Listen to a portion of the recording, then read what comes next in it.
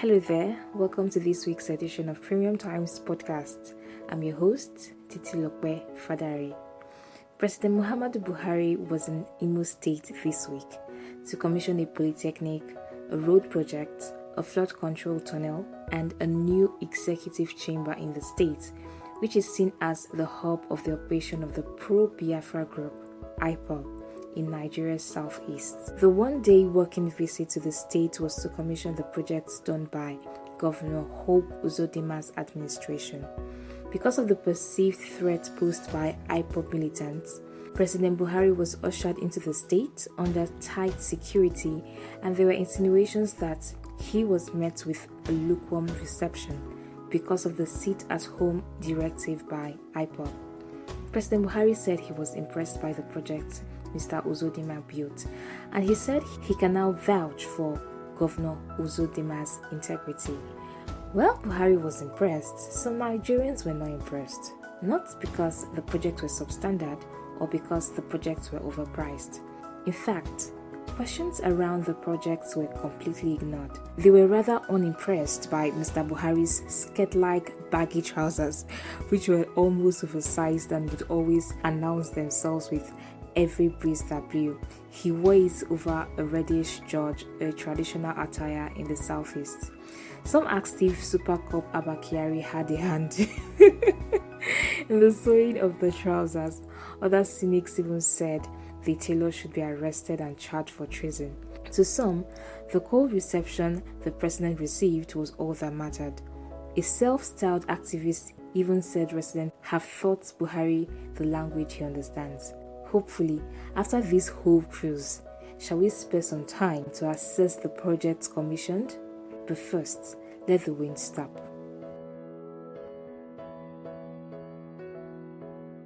Talking about IPOB, suspected members of the group believed to be enforcing the group's sit-at-home order were said to have set a trailer load with motorcycle spare parts ablaze in Enugu State.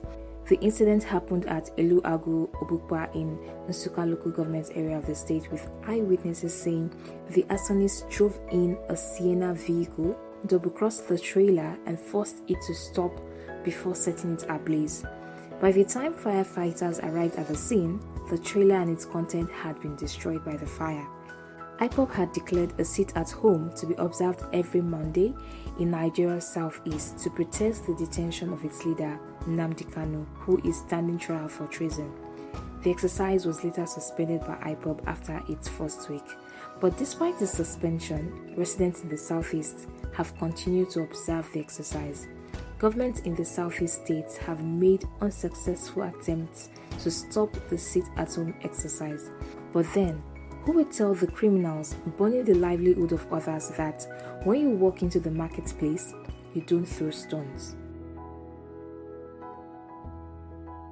Meanwhile, the battle for who will take the value-added tax medal home has just got stiffer as Lagos State Governor Babajide Sanwo-Olu signed the bill authorizing Lagos to collect VAT.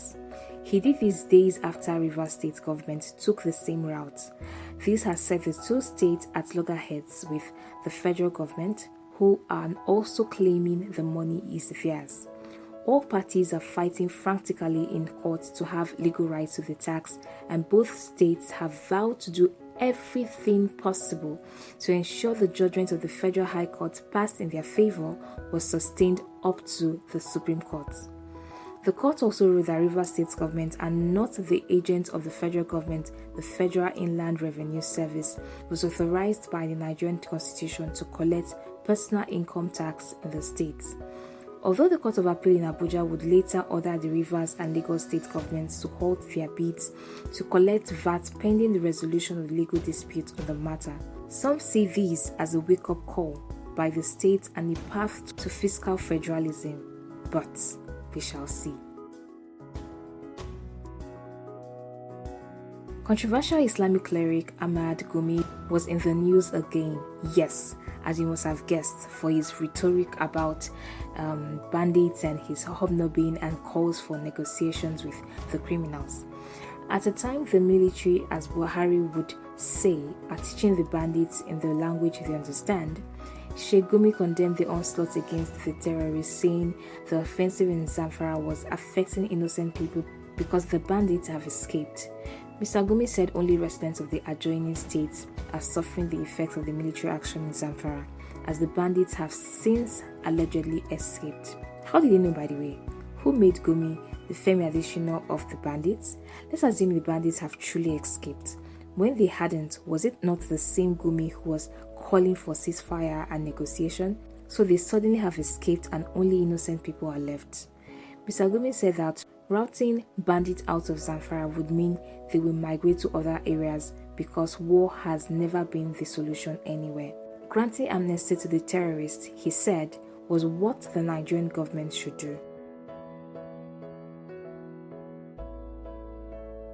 Away from Gumi, Niger, I hail you.